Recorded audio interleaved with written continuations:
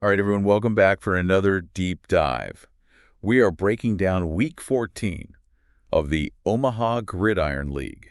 You know what that means? The final week of the regular season. That's right, the regular season is over. Playoff berths on the line, some teams just fighting for those bragging rights. Not to mention $50 for each conference champion. Right. Gotta love that. And don't forget that league median score this week, a hefty 142.4 points. A lot of points. So that median score is going to be really important when we're talking about that two-win system. Absolutely. All right, so let's jump right in. We're going to start with the Legacy Conference. Yeah. And that Dallas Heat versus the San Francisco Ferries matchup. This one decided the final playoff spot in the Legacy Conference. Yeah, this rivalry is really heating up between these two. It was a high-scoring affair coming right down to the wire. Would the Heat bring enough heat? Would the Ferries be sailing into the postseason? Well, Justin Jefferson, blazing JJ for the Heat. He really tried his best to torch that Ferries secondary. Oh, yeah. 132 receiving yards and 2 spectacular touchdowns. The first touchdown was just beautiful. A 12-yard leaping grab in the end zone. That second touchdown, a 52-yard sprint to the end zone, blown coverage by the Ferries. Oof, that's got to sting. It does, but the Ferries still managed to pull out the win, 133 to 119. So that is a matchup win for the Ferries and a median loss for them as well. The Heat go home with 2 losses. Exactly. And leading the charge for the Ferries, you got to give it up for Captain Joe Burrow. Really stepped up, especially considering they were missing their star running back, the engine, Christian McCaffrey. Yeah, it's impressive how they got that done without McCaffrey. Really speaks to the depth on that team. Absolutely. James Conner filled in admirably, 90 rushing yards and a touchdown, 32 receiving yards. George Kittle, the anchor, doing the anchor things, 151 receiving yards. And then Chwan Jennings, big splash with 2 touchdowns. Nice. All right, next up we have the Secular City Sinners taking on the Charm City Superb Owls. Superb Owls. The Sinners already playoff bound, but they had a chance to snag that top seed. Could they pull it off against the underdog Owls? Well, the Sinners, they've always been a little bit of a wild card. A little bit. Yeah, they're not afraid to make those big risky moves. They're constantly trading, working that waiver wire. They're always working, always hustling. Exactly. It's a high-risk, high-reward strategy. And their star running back, Josh Jackpot Jacobs, he's been on a tear lately. Added another 3 touchdowns this week to his already impressive season total. Oh, yeah?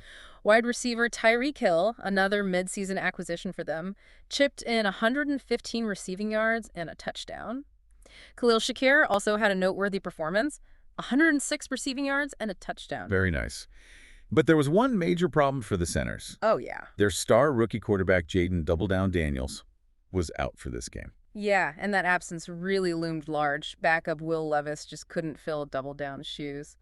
The Sinners ended up falling to the Owls 152 to 146. So that's a tough loss for the Sinners, especially because they were so close to that top seed. A median win, but a matchup loss for them. But the Owls get the 2 wins. This young team really pulled off a surprising upset. They did. Rookie running back Isaac Guerrero had a breakout game, 78 rushing yards, 2 touchdowns. And another rookie, wide receiver Rome Odunze, also found the end zone twice. These young guys are the future of the Owls, and they definitely made a statement this week. Oh, yeah. And the game-winning play actually came from Chase Brown, a.k.a. the Assassin. Right. Brown scored his 9th touchdown of the season with a long reception, securing the Owls' victory. Very nice. This team may not be in the playoffs this year, but with young talent like Brown and Odunze, they are definitely one to watch in the future. All right, moving on to our final matchup in the Legacy Conference. The Vatican City Saints versus the Gretna Fighting Helmets. The Saints needed this win to secure that top seed and a first-round bye. Yeah, and the Saints were on a mission. They absolutely dominated the Helmets, winning 185 to 147. Their offense was firing on all cylinders, their young stars really shining. It was a balanced attack. Jordan Addison, the Archangel, had a heavenly performance. 133 receiving yards and 3 touchdowns. He was practically untouchable. And then second-year running back Zach Charbonnet, the Saints traded for him earlier this season, and he really proved his worth, 134 rushing yards and 2 touchdowns. This guy's going to be a key player for the Saints in their playoff run. Oh, yeah, he's looking good. Veterans Devontae Adams, Darnell Mooney also contributed some solid performances. Absolutely. This Saints team, they're looking like the team to beat right now. They really are. 2 wins for the Saints, a median win and a matchup win. The Helmets unfortunately take home just a single median win this week. Yeah. Despite the loss, Puka Nakua, or Fifth Gear as he's known, had a monster game for the Helmets. Yeah. Racked up 162 receiving yards and a touchdown. He even added 16 rushing yards and another touchdown for good measure. Wow, he was a one-man show. Yeah, he was. Jalen Hurts, big impact Hurts, also had a solid game for the Helmets. 2 passing touchdowns and a rushing touchdown. Yep. But in the end, it was just too much Saints. It does make you wonder, though, could this be a sign of things to come from the Helmets next season? It's a great question. They've got some exciting young talent. All right. Let's shift gears over to the Legends Conference. First up, we have a playoff preview. The Bennington Barnstormers versus the G-Town Baggy Soobs. These two teams will face off again next week in the first round of the playoffs. So this game was a little taste of what's to come. A little taste. It's really a clash of styles when you look at these two. The Barnstormers, high-flying boomer-bust offense, and the Baggy Soobs. Well, they like to keep things grounded with a strong running game. Yeah, and this week, the Soobs definitely bounced their way to a decisive victory, winning 174 to 114. The Barnstormers were missing some key pieces this week. Star quarterback Lamar, the stuntman Jackson, was out on a scheduled day off. His replacement, Aaron Rodgers, just couldn't get the offense going. Yeah, tough to replace the stuntman. They also missed their young wide receiver young lad Matonki. He's been battling some injuries. So that's a tough break for the Barnstormers. They end Week 14 with 2 losses, median loss and a matchup loss. But they'll have a chance for redemption next week in the playoffs. As for the Baggy Soobs, they were in peak form. Sam Darnold, the motorboat, continued his streak of multi-touchdown games. 347 passing yards and a whopping 5 touchdowns. The motorboat's got that motor running. Oh, yeah. These guys are having a blast this season, and their in-your-face style is really working for them. It really is. They finished Week 14 with 2 wins, a median win and a matchup win. All right, now let's talk about the monsters of the Midway. They faced off against the Winterfell White Walkers, and they were hungry for that top seed. Oh, yeah. They were hungry. And they devoured the competition, 168 to 102.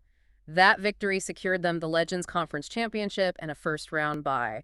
The Monsters are looking like a force to be reckoned with. They really are. Tua the Terror Tagovailoa has been terrifyingly consistent this whole season, and he continued that hot streak with 331 passing yards and 2 touchdowns. Yeah. Jamar Chase, the Beast, lived up to his nickname, racking up 177 receiving yards and 2 touchdowns. And then David Montgomery, a.k.a. the Lion, roared his way into the end zone, scoring his 12th touchdown of the season. The White Walkers, unfortunately, were missing a key piece of their Song of Fire and Ice duo. Whoa. Running back Joe Mixon, Ice, was out for this game. So no Ice. And without Ice, Bucky Fire Irving just couldn't get anything going. Yeah, he needs his counterpart. It really highlights how much the White Walkers rely on that running game. They may need to address that in the offseason if they want to take that next step. It's tough to win when you're one-dimensional. So the Monsters get 2 wins this week, while the White Walkers get 2 losses. Oof. And that brings us to our final matchup of the week. The Huntington Locos going head-to-head with Derek's unnamed team.